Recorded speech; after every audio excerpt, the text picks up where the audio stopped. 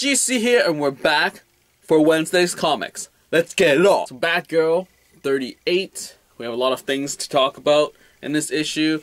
We have the whole Barbara sort of not really being Batgirl anymore. She's, happy with the coverage she's getting through mass media, and then she's dating this dude, and there's a Justin Bieber lookalike here, and she has to take him down, and things happen with the dude she likes. And then there's also this Black Canary fight and a lot of action. I really loved the lines in this issue. The action's really great, and just the art, seriously really enjoying the art, though definitely is a change towards the actual personification of Batgirl, because she's really grew a lot younger. Because ever since she's been Oracle, she's sort of this motherly sort of, not really Batgirl.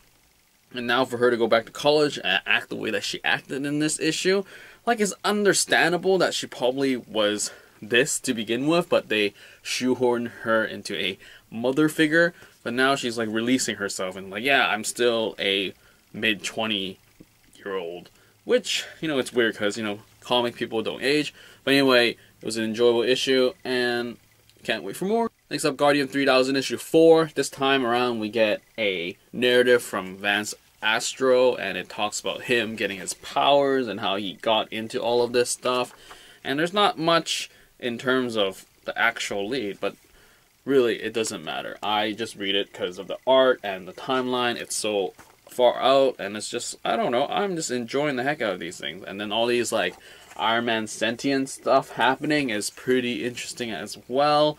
And it's a guilty pleasure read for sure. It doesn't really connect with anything else, and I just love the alternative thing. It's not, Marvel 2099, but 3000, so it brings up a lot of cool stuff, and I just really dig the art. The bulkiness of everybody is just really fun to watch, and the actual storyline, I don't know where it's gonna go. It is a time traveling thing, so it could go anywhere really, and I'm totally down for the ride. Next up, Copperhead 5, more stuff to deal with, and finally we get to apprehend who is big trouble in this entire arc, and we figure out some stuff, relational stuff, and we got some crazy action, intense some scenes here and there, and definitely I enjoy the art for this. And I really love the alien designs here. It just, I love aliens, really. And to have it designed so sleek, and just really fun to read. And there's a lot of emotions throughout this episode as well. Because, we have to deal with the mother and the kid, and it's just this whole murder thing. And yeah, now we have to wait for 2 months for issue 6, which is a bummer, but worth the wait. Totally digging Copperhead. Next up, Daredevil 13. We figure out the case. We figure out what's happening, and it has been an interesting ride for sure, even though it was not that amazingly, oh my goodness, never saw that coming, but it was just fun, and I really dig the art as usual, and this is amazing. We have Daredevil driving a car, and only Daredevil can drive like that for sure, and the action here is fun, over the top. Like I said, character growth in terms of just him and the relationships, and it's just fun. This is a good page to just show you the relational stuff, the growth that they're having between the two of them. It's just great. So next up is Star Wars. Ba-bam, original cover, crazy stuff. This issue probably sold, I don't know. Has it been billions yet? I don't know. I wasn't keeping track. But generally, it has been just fun. Nostalgic watch for sure. Realistically, they can just make up anything for it to happen between the two films. And it's just it definitely will change how I feel about the movies. Because it feels yes, this is canon now. So these actually happen. But it doesn't really reflect it at all in the movies. The tone and the characterizations of just a lot of things happening, and it's just fun.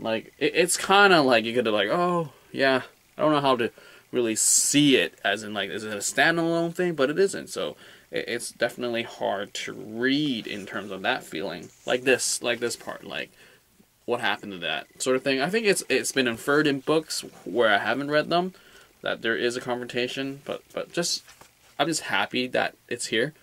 Definitely. And with like other books like Darth Vader's coming out, and we also got Princess Leia's book coming out, so we got Darth Vader stuff here.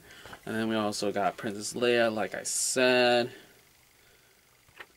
Definitely gonna check both of them out for sure, because first of all, it's Terry Dodson, and it's Darth Vader, so why not? Next up is a trade, Henshin, by Ken Niimura, the guy that brought us I Kill Giants.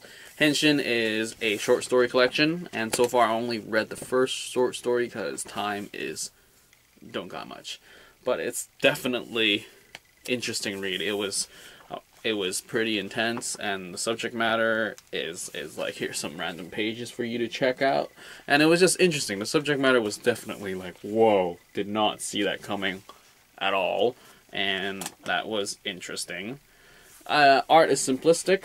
I haven't read any of his stuff lately, so it's definitely a call back, so it's fun, and I cannot wait to finish it. And when I do finish it, I'll give you an overall feeling towards the short story. So far, I enjoyed the first short story, and definitely will love to finish it sooner than later. So there you go, that's Wednesday Comics. Just a heads up, with the Canadian dollar decreasing and prices are skyrocketing, I don't know if I'm going to cut back on comics, because, you know, comics are pricey. So if you don't see one of your titles being highlighted, or even if you want me to check out something, I'm still contemplating if I read something from the library, if I didn't buy it, should I talk about it here? But generally, I'll just talk about stuff I bought. So there we have it. This is Wednesday Comics, signing off.